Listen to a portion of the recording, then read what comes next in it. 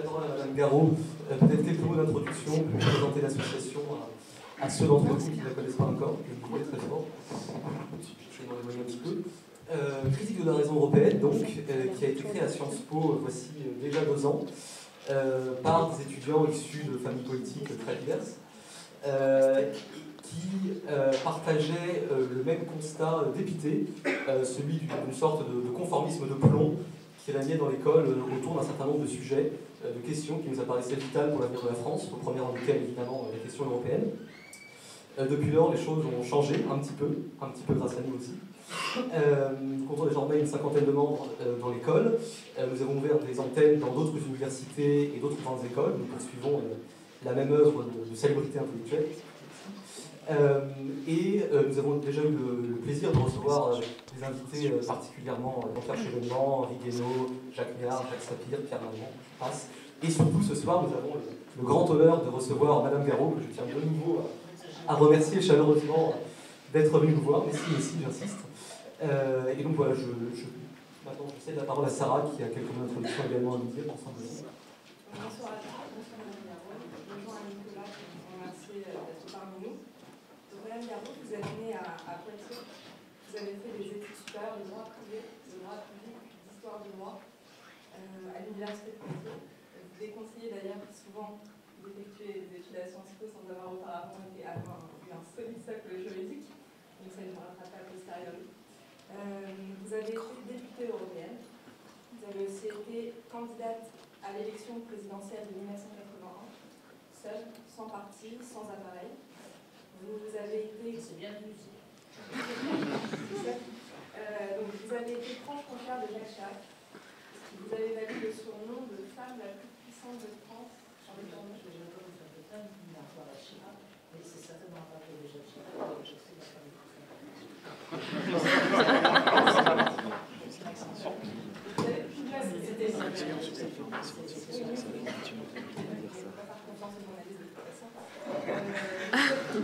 Si je puis me permettre, toujours à la mode, et notamment aux yeux d'une certaine jeunesse qui trouve vos idées bien plus rafraîchissantes que celles de la plupart des mouvements de jeunesse contemporains, sans en citer aucun.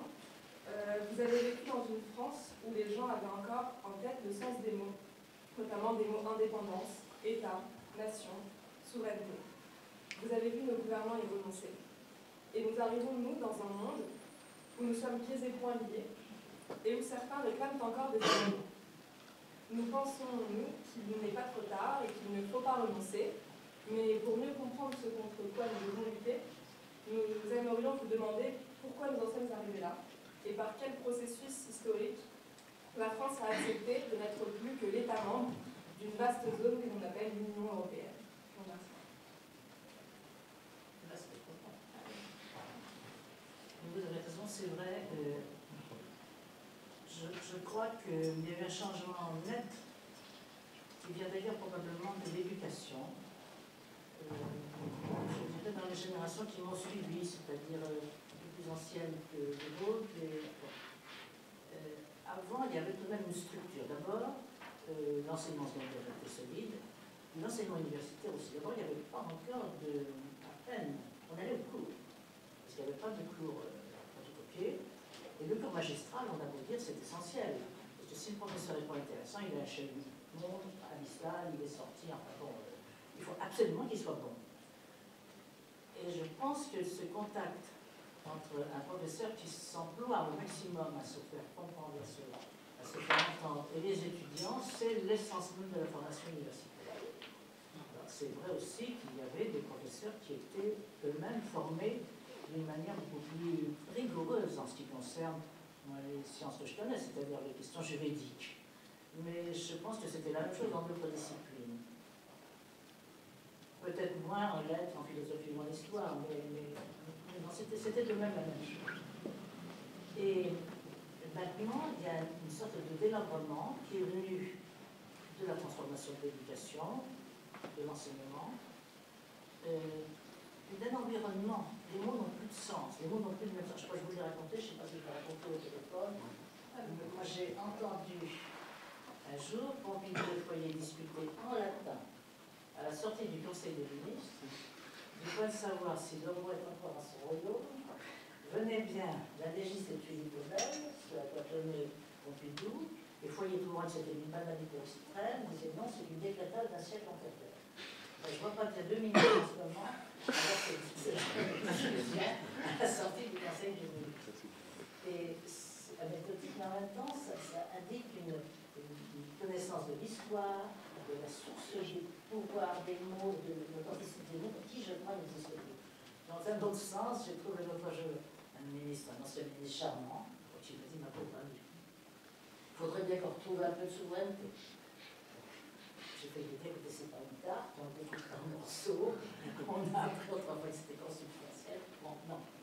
Il y a une approximation dans les concepts, dans les mots, dans l'usage des mots, qui induit évidemment une confusion dans la pensée, c'est tout à fait clair. On a un peu de souveraineté, donc, voilà.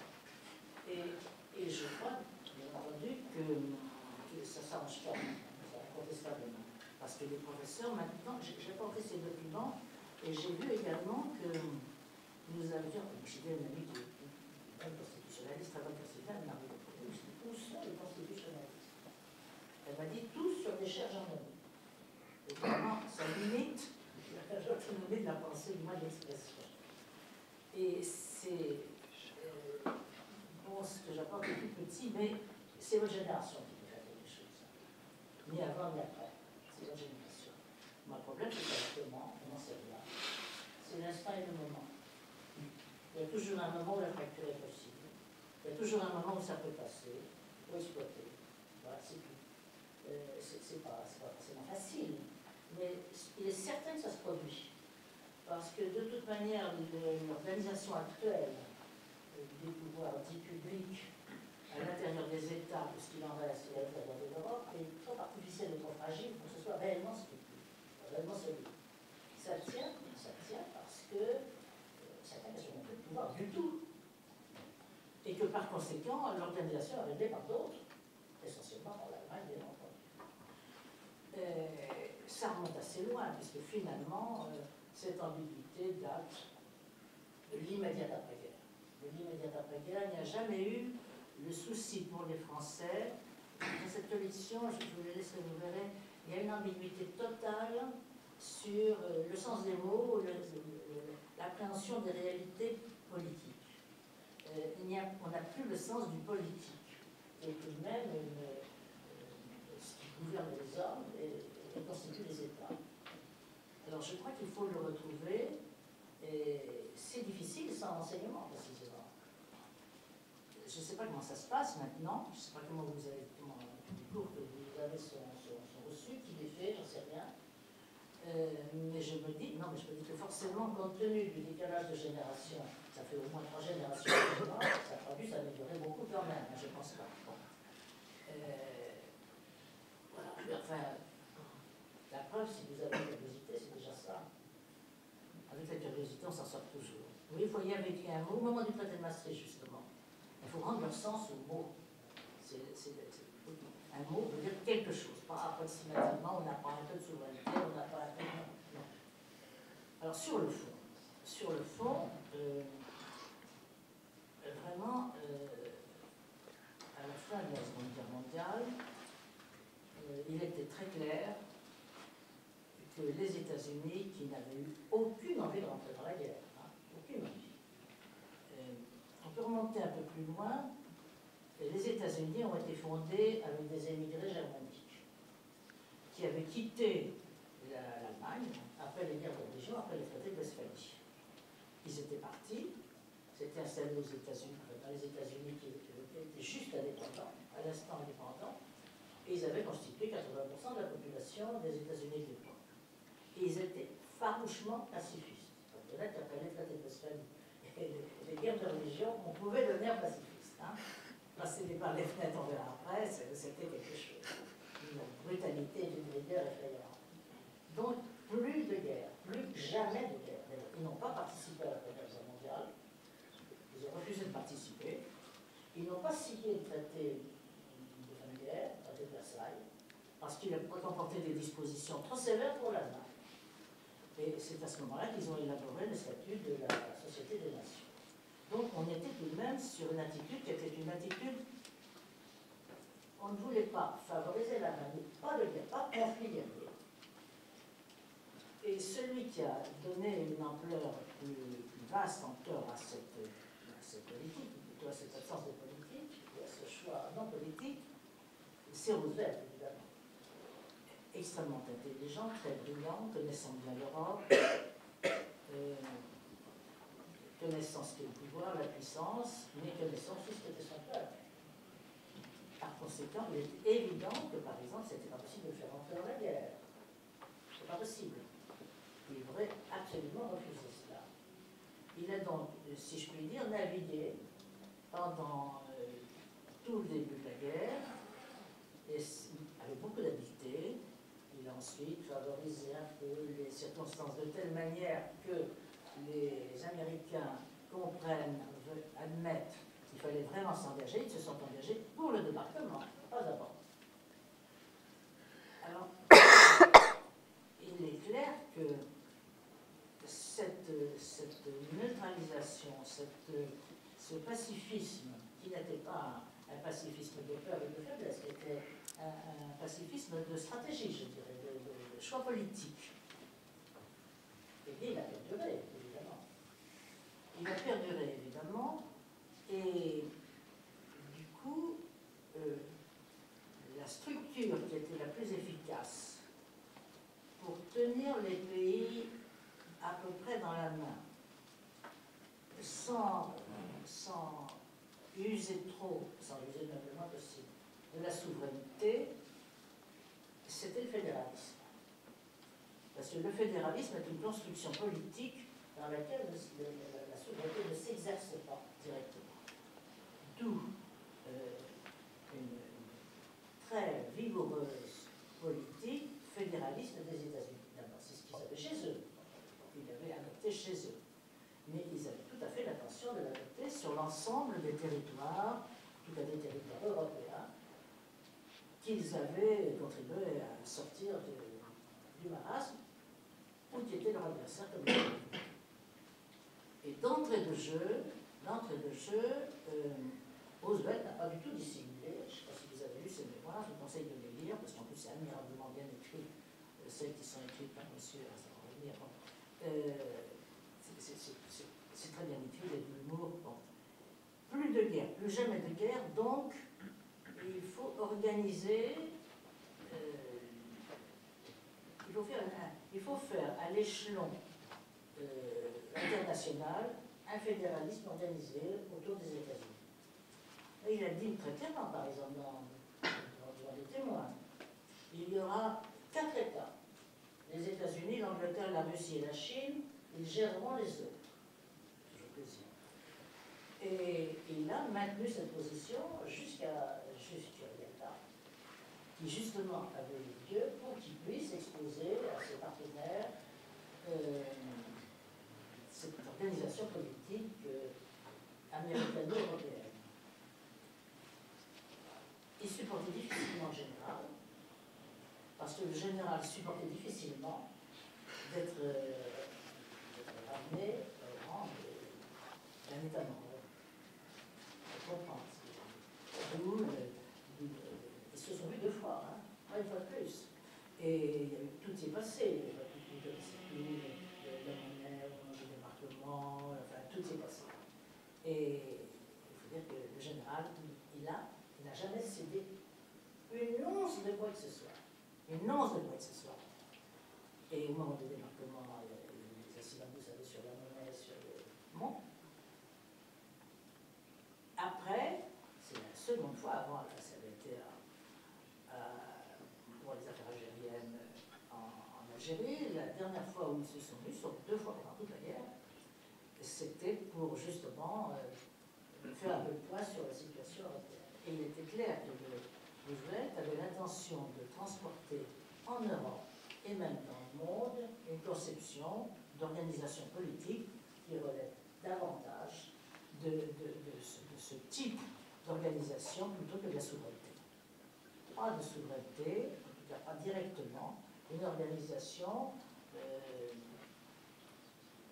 dans laquelle les États ne sont pas mus par le politique. C'est-à-dire qu'on gomme le politique des rapports entre États, parce que les politiques, c'est la guerre. Pour éviter la guerre, il faut écarter le politique. Et c'est toute la politique de Roosevelt, et c'est toute la politique américaine. D'abord aux États-Unis, et ensuite dans l'organisation qu'ils appellent en Europe. Alors bien entendu, les Anglais qui ont été d'une douceur et d'une empathie admirable n'ont jamais cité une ligne sur la souveraineté. Ils étaient farouchement pour une réunion de la fin de la guerre, sont interdits d'y participer. Ils sont vraiment formidables, je le reconnais. C'est insupportable, mais ils sont formidables. Et évidemment, l'achat de la de l'eau, c'est pas pensable autrement. Le président américain est mort, vous le savez, subitement, et la doctrine a été maintenue par les suivants, mais pas avec la même, j'allais dire, avec la même élégance. Car il était très élégant, pendant qu'on a doute, très élégant dans sa pensée, dans son expression, il a une place incroyable. Dire devant le chef du Marocain qui fallait supprimer les colonies, par exemple, etc., c'est quand même un peu. Et nous sommes restés sur cette ligne-là. Et nous y sommes restés parce qu'il y a un État qui avait compris tout de suite que c'était sa chance, c'est l'Allemagne. Ils l'ont compris tout de suite. Ils l'ont compris tout de suite et ils ont. Roosevelt a compris qu'ils allaient l'aider à instaurer sur le continent européen une organisation multiple, c'est-à-dire une organisation fédérale. Et c'est exactement ce qu'il souhaitait. Pensant qu'ainsi, Roosevelt distribue avec une aisance extraordinaire la place de tel ou tel État, il fera ceci ou cela, enfin, comme s'il jouait sur la table aux dames avec les États. C'est assez impressionnant. Mais les Allemands ont vu tout de suite, ils ont vu tout de suite et ils sont rentrés dans le jeu et maintenant ils sont maîtres du jeu en Europe, pour résumer ainsi la situation. D'abord, ils savent ce que c'est qu'un système fédéral. D'autre part, ça leur permettait de se reconstituer, si j'ose dire, par tranches. Parce que tout de même, initialement, l'Allemagne n'était pas dans ses entièretés. Et ils n'ont jamais cessé de mener cette démarche d'une manière très habile, très dissimulée d'ailleurs, très modeste. Elle l'est moins maintenant, parce que les choses sont pratiquement jouées, mais elle l'est encore d'une certaine manière. Madame Merkel me fait penser à Louis XI. C'est tout à fait Louis XI. Vous savez, on dit au la peau. Il y avait un journaliste français qui s'était distingué, j'avais la charité pour dire son nom, il avait dit le problème de Madame le chancelier, c'est qu'elle est timide et incertaine. Donc ça lui convient parfaitement. Elle a mis 3 scalpes au-dessus de sa cheminée, et c'est pas vraiment quelqu'un de timide et incertain. C'est le scalpe de 2 chanceliers, pardon. Voilà. Et par conséquent, elle est rentrée dans ce système, la rééducation a été faite, et maintenant, il y a un empire fédéral au cœur de l'Europe. C'est tout à fait clair. C'est tout à fait clair. Alors, c'est doué pratiquement. Les choses sont claires. Je ne crois pas qu'elle bouge beaucoup plus. Ça lui suffit d'être assise. Puisqu'elle tient tout. Elle tient tout par une interprétation du droit européen. Alors là, je crois que les étudiants en droit peuvent faire des efforts, parce qu'il n'y a pas de droit plus ambigu que ce droit européen. Elle peut, bon, de toute manière, elle a bien pris soin depuis les traités, depuis que nous avons ratifié les traités, nous sommes encore ratifiés par le référendum, puis on a depuis le début été détaillé. Depuis le début, on n'a pas vu ce qui se passait, on n'a pas compris l'ampleur de la transformation, on n'a pas compris l'enjeu de cette construction européenne telle qu'elle se faisait, on n'a pas vu qu'elle aboutissait à la neutralisation de tous les États sauf l'Allemagne, on n'a pas vu ça. Et quand, de surcroît, ça s'est posé pour l'Allemagne, on n'a pas vu. C'est un peu gênant. Et maintenant, si j'ai bien compris, l'ambiguïté est double.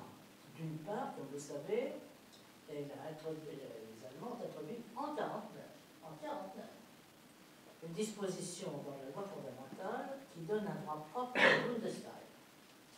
Le Bundestag réunit les deux chambres du Parlement, mais en tant que Bundestag, non pas en tant que représentant de chambre, en tant que tel, il a un pouvoir propre.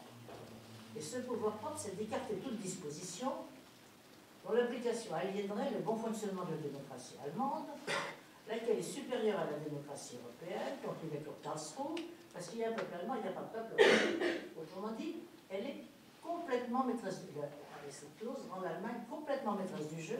Tout ce qui s'applique aux autres États de l'Union européenne, elle peut s'en exonérer.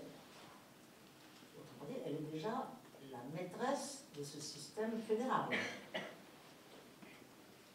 Et de surcroît, l'histoire de l'Allemagne nous apprend que l'Allemagne s'est passée d'un système fédéral à l'Empire. Ça s'est déjà passé avec des séquences précédentes, avec Bismarck en particulier. On est passé d'un système fédéral à l'Empire. On est exactement à peu près dans la même situation. Par conséquent, le job est très très facile. Il se fait à la limite sans se voir. Alors, c'est la situation dans laquelle vous vous trouvez. Mesdames et messieurs, bon courage. Bon. Alors, on peut discuter plus précisément des dispositions, mais la ligne générale, à mon avis, c'est ça. Alors, évidemment, on sort de l'euro, on ne sortira pas de l'euro comme ça, c'est pas vrai, on n'aura pas de spécialité français, on n'aura pas de référendum, on aura tous les obstacles possibles, les autres, etc. Je crois qu'il faut être beaucoup plus vicieux, ça. Ça, il n'y a pas de doute. Alors, on peut, d'abord, il faut tout, comme on dit dans l'éducation, veiller plus vite, car l'esprit est franc, la chair est faible, et là, il faut que la chair soit vigilante. On doit pouvoir tirer des petits bouts. Et surtout, il faut être d'une extrême attention sur là où on peut tirer un petit bout. Parce que parfois, ça se présente comme ça, sans corsage, sans rien, il y a une faille. Il faut absolument l'exploiter. Très vite. Enfin, les Allemands, ils sont vigilants. Et surtout, ils sont extraordinairement bien organisés. J'ai regardé un peu la manière dont ça se passait, les choses se passaient avec la Grèce.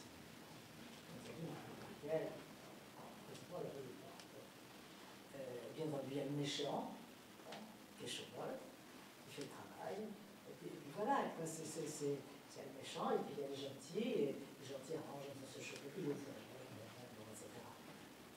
Ils ont un peu de l'acier. Je n'ai jamais eu une réunion de ce genre. L'autre jour, il y avait une réunion à l'école militaire, justement, qui était tenue par Cheval. Je vais aller écouter la réunion. En fait, je me suis trompée de salle, ça c'était ma spécialité. C'était pas Cheval, c'était Mitrovic. C'est du même genre. Alors, Mitrovic a fait un discours à faire fondre en larmes public, peut-être, je ne sais pas, 200 personnes, moitié diplomate, moitié militaire.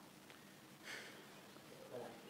Enfin, heureusement, nous sommes heureux. Nous avons été séparés si longtemps, nous avons été opposés les uns aux autres si longtemps. Bon, c'était terrible en fait. Maintenant, les choses vont mieux. Et même, vous voyez, nous vous aimons. Je n'entends pas, nous vous aimons. Nous vous aimons et ce qui nous fait de la peine, ce que je veux dire, c'est que, eh bien, nous sentons, vous nous dites aussi que vous nous aimez. C'est pas ce que mot à mot. Mais nous sentons bien que c'est pas tout à fait vrai. On sent bien qu'il y a une petite réticence. Alors, est-ce que vous nous dites que vous les aimez? Il y a des preuves d'amour. Par exemple, un siège au Conseil de sécurité, original, et puis spatieux. Je trouve que l'évidemment, je le connais assez bien, parce qu'au moment du côté spatieux, c'était lui qui négociait. J'attendais qu'il y ait un diplomatique de la loi. Rien. Alors, j'ai discrètement passé. Je lui ai dit, effectivement, j'ai eu un temps pour me reprendre parce que vraiment, j'étais bouleversée d'émotion. J'avais une mouchoir sur les yeux. Je pensais que les souffrances que vous éprouviez, relative retenue qu'on avait avec vous. Enfin, vous m'avez réconforté. Ça va mieux. Mais, évidemment, sur le reste, le siège du Conseil de sécurité, ça ne peut pas nous, ça dépend du Conseil de sécurité. On peut y aller comme échec. Mais de toute manière, si on est assis à deux sur un siège, il y en a forcément un des deux qui tombe, et je ne suis pas sûre que ce serait nous. Par conséquent, la réponse serait non. Bien entendu, ils sont tombés de rire. Puis après, je vais le voir et je lui dis, quel est le génie qui a eu l'idée de se rapporter de Bundestag? C'était quand même pas bête, hein? Ça vous amène à une singulière considération de la dignité qu'on doit récupérer, hein, parce que c'est même du chemin à faire. Les 300 personnes, il n'y a pas une qui a levé la main. C'est quand même un peu préoccupant, me semble-t-il. Je pense que ça vient. Comme ils ont été battus dans la précédente guerre, on doit penser qu'ils sont toujours battus. Ben, ça, c'est une erreur de fond. Et bien entendu, c'est pas façon de travailler, mais ils ont tous les outils en main en ce moment de faire ça avec la plus grande délicatesse. Et avec la Grèce, bien entendu, c'est Cheveux qui a la tête à faire ça, il fait tout son travail, et puis les autres, après console, avec le mouchoir, en train de pleurer pas, etc. Bon, enfin, c'est pour une maison quand même. Et si les Grecs n'ont pas cédé, nous on se prend pour moi, ça c'est clair. Par conséquent, il faut trouver des failles, il faut trouver dans un texte quelque chose, ça doit se trouver, là, ça se trouvera certainement. Il n'y a pas d'organisation juridique qui n'est pas de failles. Ça n'existe pas. Donc c'est trouver des choses de positives. Après tout, pourquoi ne ferions-nous pas une modification constitutionnelle, nous, sur notre propre constitution? C'est pas possible. On n'a pas besoin de mettre notre droit quand même. On ne peut pas modifier le droit allemand, on va peut-être modifier le nôtre. Je pense que c'est en cherchant dans les fossés, dans les herbes, dans ce qui traîne à droite et à gauche, qu'on doit pouvoir trouver, en étant très vigilant, des petits fils à tirer. Si on arrive dans les ordinateurs, on a bien compris, alors on sort de l'Union européenne, absolument aucune chance de réussir d'avoir la plupart des Français sont absolument épouvantés à cette idée. Il faut changer de billets, on ne parle pas, ce sera. Je pense qu'il faut essayer de trouver tout ce qui peut mettre des cailloux sur la route, mettre des ficelles au ras du sol, mettre tout ce que les femmes savent faire que les hommes en général, mais avec des maintenant, ils arriveraient. Voilà. Pour le reste, il faut absolument sortir. Il faut absolument sortir. Nous sommes une travail de la pierre. C'est fait. Et donc, nous traitons comme cela. J'ai un ami qui m'a appelé sur un genre, c'est tout juste si on est consulté sur l'application. C'est tout juste. C'est vraiment. Nous n'apportons plus rien. Nous ne gênons en rien. C'est que c'est pas bête de Lipovitch. Ça, je veux dire.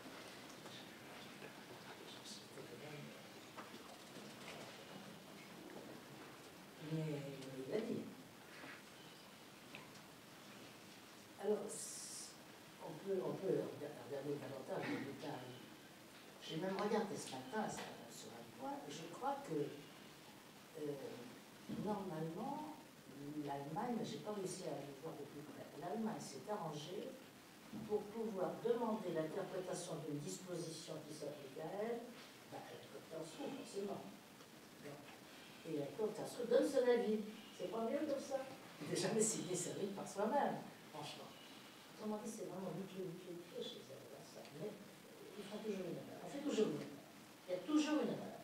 Il y a toujours quelque chose qui n'est pas prévu, il y a toujours quelque chose qui a glissé, il y a toujours un petit caillou qui s'est mis. Ça demande une vigilance extrême, bien regarder les vulnérabilités, et bien voir ce qui se passe, s'il y a quelque chose qui. Ce que je vous dis, ça paraît ridicule et désolé, mais c'est le seul moyen de se rendre en comme ça. C'est pas possible, on ne pas du mal. Je crois pas. Il faut essayer d'utiliser tout ce qui peut déstabiliser quelque chose. Même eux, ils ne sont pas déstabilisés aussi. Il ne faut pas s'imaginer que, bon, non, ça dépend de nous, mieux qu'un budget de table. C'est quand même un constat qui ne supporte pas la moindre. J'ai remarqué aujourd'hui une lettre de 2 Français dans les organisations européennes qui s'écrivent en anglais. C'est une bonne anglais, mais quand même, il faudrait essaie d'avoir les meilleurs représentants, ne serait-ce que le Parlement européen. Vous voyez, vous présentez les autres. Moi, j'ai passé 50 ans en Europe, je voulais aller voir. J'ai vu. J'étais non inscrite. Et du coup, j'étais à la conférence des présidents parce que j'étais à peu près la moins non présentable des non inscrits. La moyenne de cette catégorie. Mais c'était impressionnant parce que on a la complicité facilement des hauts fonctionnaires, par exemple du secrétaire général. Ça se passe très très bien. Et vous voyez, je pense, c'est tout petit, ça c'est pour le Parlement. Dans les organisations internationales aussi, on doit pouvoir faire des points par l'habilité, l'intelligence de la situation et surtout le travail et la connaissance. Parce que les gens qui sont dans ces réunions, ils ne savent rien. Rien. Absolument rien, mais c'est vrai. Vous êtes allé assister à une séance? Hein? Oui. En commission? Non. Ben, en commission, c'est public. Hein? Notre relation, c'est public. Ah, c'est impressionnant. Vous avez un texte qui fait 250 articles, d'abord toute manière, qui ne dépose pas. Le rapporteur est choisi par un petit abreuvrage. Et après, en commission, on envoie les articles, il apporte les articles sur lesquels il envisage une modification. Et puis ça continue comme ça. Il y a deux tiers des articles, on n'en discute pas en commission. Et puis l'absence des Français, quand même, absolument impressionnante. Les Anglais s'intéressent à rien sauf ce qui concerne les Anglais. Alors là, droite, gauche, centre, ça. Bon. Les Italiens s'en sortent par la pagaille. Vous savez, le sketch, quand on fait remuer le papier comme ça, bon, il y a, je ne sais pas, 150 amendements sur un texte, avec des sous-amendements, au bout d'un quart d'heure, vous savez plus où vous en êtes. C'est absolument... Bon, ça marche comme ça. Les Allemands, bien entendu. Le secrétaire de la commission du droit aujourd'hui, quand j'y étais, ils étaient là depuis le début. Ils connaissaient tout. Et nous, pour donner par exemple un exemple, nous étions pour être quatre à la commission, n'est-ce pas? Et un jour, il y avait un texte pour lequel on avait demandé de faire un effort, c'était le problème du vote double dans les sociétés. Parce que ça stabilise, etc. Un miracle de mon Dieu, on gagne d'une voix en commission. Mais une dame française qui était là, j'ai pu demander là-dessus, je vous ai demandé à votre mari, c'était la fête de l'affaire. Je n'avais pas demandé, c'est absolu. Non, il était tellement fatigué hier soir que j'ai pas voulu le dire. Vous comprenez? Quand vous avez ça, dans une discussion, dans un parlement, vous vous dites quand même qu'il faut peut-être modifier certains fonctionnements. C'est effrayant. Alors, il y avait des méthodes. Par exemple, les Italiens, c'est le bourdonnement des papiers. Au bout d'un moment, vous ne savez absolument plus où vous en êtes. Absolument plus où vous en êtes. Les Allemands, c'est la rigueur. Les Anglais, c'est tout pour un. Bon, les Espagnols, c'est une technique, mais très poussée, c'est bon juriste. Et nous, c'est l'Iran. C'est l'Iran. C'est l'Iran. C'est même pas une bonne idée, parce que même si on a une considération terrible pour le droit européen, on peut quand même essayer de temps en temps d'éviter certaines choses. Je donne un exemple, par exemple. Justement, sur cette histoire de vote double. Bon, on gagne, on voit, et ça arrive dans la séance plénière. La séance plénière, je dois être inchangé. Alors, je vais voir le rapporteur, j'ai écouté le côté du monde. On a peut-être qu'un frère. Ah, oui, ça n'a pas été traduit, parce qu'en allemand, bon, oui, mais là c'est en français. Si vous pouviez changer, il n'y avait pas le temps de changer. Alors, je dis qu'on peut demander un scrutin public. Le plan d'un scrutin public dans tous les groupes. Et quand même, au bout de 5 ans, on commence à avoir un peu d'entraînement. Et je ne tiens pas sur un cabinet de groupe, demandez donc un scrutin public. Je vous expliquerai après, mais ça n'a pas d'importance. Bien entendu, il n'y a eu qu'une demande de scrutin, parce que dans tous les autres groupes, on a tenu en minorité. On est battu au scrutin public. Alors, je vais voir mon allemand, et je dis franchement, ce que vous avez fait, c'est ce qu'on a dit. On travaille ensemble depuis 5 ans, on a toujours été corrects l'un avec l'autre, souvent des accords, mais ça c'est dynamique. Mais j'ai parfaitement respecté le temps. Alors je dis ça, vous avez ça respecté? En allemand, le mot que j'ai utilisé, composé, vous dire, sauf exception légalement justifiée. Très bien, on va aller voir les juristes linguistes. Maintenant, c'est 17 langues, je crois, ça fait quelque chose. On va aller voir les juristes linguistes qui m'ont dit que c'était des âges, on a fait corriger. Vous voyez à peu près le genre de travail qu'il faut faire si on ne veut pas se faire avoir à chaque fois? Je vais fait, il faudrait des gens qui ne soient pas forcément des génies du droit, mais qui soient tenaces et puis qui suivent un dossier. Me semble-t-il. Autrement, les Allemands sont méticuleux, les Anglais se font les Italiens, les Grecs font monter les feuilles jusqu'à ce que ça... Autrement dit, nous sommes inexistants. Et on apprend aussi des choses.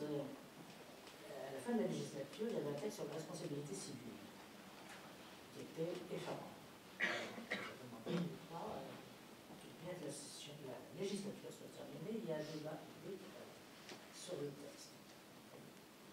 Et j'étais 2-3 jours avant avec François Terré pour le 800e du Code civil, et c'est pas le cas. Et je dis, vous allez voir comment ça se passe. Alors je viens, et il fait le débat. J'écoute comme 2 heures, et en France, nous sommes dans un autre monde. Je dis ça, je pourrais dire que c'est pas que les entendez comme ça. Il y avait un Allemand, avec lequel nous étions d'accord sur tout pour le droit, mais tous les deux, on était avec chacun de temps en temps, par conséquent, ça fait des liens. Alors, vous, qui êtes germaniste, juriste romaniste en même temps, pouvez-vous supporter sa réponse en 2015? Madame, vous oubliez quand on a une double de la possibilité éternelle. Je n'attendais pas à cette réponse, mais ça en dit long aussi sur ce que sont les soubassements du droit allemand. On ne peut pas l'ignorer, on ne doit pas l'ignorer. C'est quelque chose qui est infaillible en droit. Alors, si on arrive maintenant à la bouche en cœur et la marguerite à la main, c'est même pas la peine d'y aller, quoi. Alors le Parlement, ça ne sert pas grand-chose, mais autant qu'il fasse ce peu, essayer lui-même d'être moins réalisé, voilà. Pour le reste, eh bien, je voudrais savoir ce que vous pensez, et pour le reste, tout dépend de vous.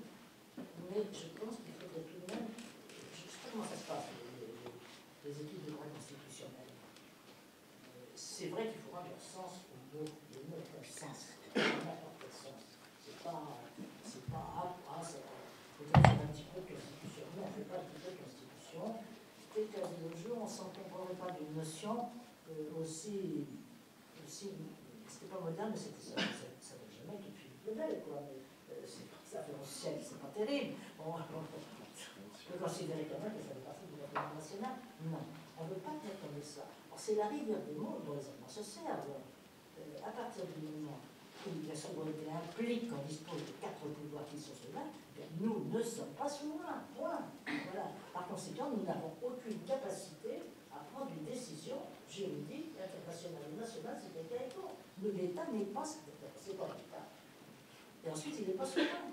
On pourrait dire d'ailleurs à un chef de mouvement politique que c'est difficile de baptiser un mouvement des républicains quand on n'est pas en république.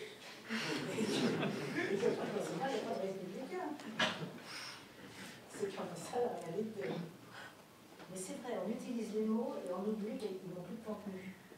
Aucun contenu. Alors, à vous. Si je peux me poser quelques questions avant de laisser la parole à la salle. En vous écoutant, me demander si vous avez un souvenir, ou en tout cas le dernier souvenir que vous avez de la dernière fois que vous avez senti une sorte de résistance française. Je ne vais pas dire la dernière fois qu'on a utilisé un peu de souveraineté, mais la dernière fois que vous avez senti une indépendance dans vos décisions. Non, mais moi, vous comprenez, j'ai eu beaucoup de chance. Non, je ne voulais pas du tout faire. J'avais la prétention de préparer la graduation. Je savais que c'était très difficile. Et je me disais, il y avait beaucoup de femmes. Les questions m'étaient reçues avec un cours sur l'escrivage. Ça faisait une organisation de la vie qui me paraissait convenir à ce que j'avais entendu. Bon. Et donc, j'ai pas pu faire la thèse. Et le foyer qui avait été mon maître m'a demandé de venir au Parlement. C'est pour ça que j'ai mis le pied au Parlement. Et il était un très bon juriste, un très bon constitutionnaliste, il n'y a pas un très bon romaniste, précisément. Par conséquent, à l'époque, il y avait une vraie rigueur dans la signification de la loi. La loi, on ne confond pas une loi constitutionnelle avec une loi ordinaire. Je veux dire, la règle juridique, elle est dominante dans l'organisation politique, et elle doit être dominante. Autrement, c'est la confusion la plus totale. Et ça, moi, je ne sais pas où on est l'université. Je vais permettre dans la prochaine aussi bien que pas complètement au fond.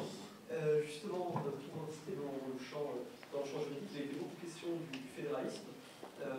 Est-ce que vous pensez véritablement qu'il s'agit du type constitutionnel auquel correspond l'Union européenne dans sa forme actuelle? On sait qu'en son temps, Jacques Delors avait parlé d'un objet politique non identifié. Alors, est-ce qu'il s'agit vraiment d'un régime fédéral ou proto-fédéral, comme le souhaitent ses partisans les plus ardents? Est-ce qu'il s'agit simplement d'une organisation internationale à laquelle on a délégué des pouvoirs faramineux? Ou est-ce qu'il s'agit d'une structure de sui generis, d'un régime technocratique? C'est tout de même très très proche du fédéralisme. Parce que, où sont les organes qui précisément, la banque, elle est dans la fédération. Dans la fédération. Donc la monnaie dans la fédération. Les lois, pour nous, c'est le conseil.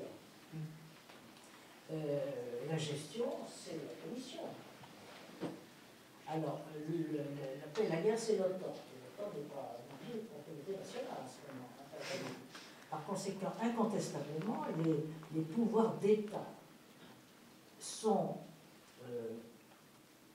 dans les termes du domaine de la communauté, plutôt dans le domaine individuel. Alors, évidemment, le problème qui se superpose à celui-ci, c'est que l'Allemagne, encore une fois, a l'habitude du glissement du pouvoir fédéral, du pouvoir fédéral au pouvoir en Belgique. Vraiment, j'ai lu, justement, le processus bismarckien, c'est exactement ça. On passe d'une structure fédérale à une structure d'empire, avec une ambiguïté entre sur le moment du transfert, si vous voulez. Mais de toute manière, la seule chose qui est sûre, c'est que ça échappe aux autres. On peut discuter de savoir si ça relève de l'Empire ou de la Fédération, mais c'est eux qui le tiennent. C'est eux qui le tiennent. Par conséquent, il y a des gens qui tiennent le poste, mais enfin, personne n'a jamais pensé que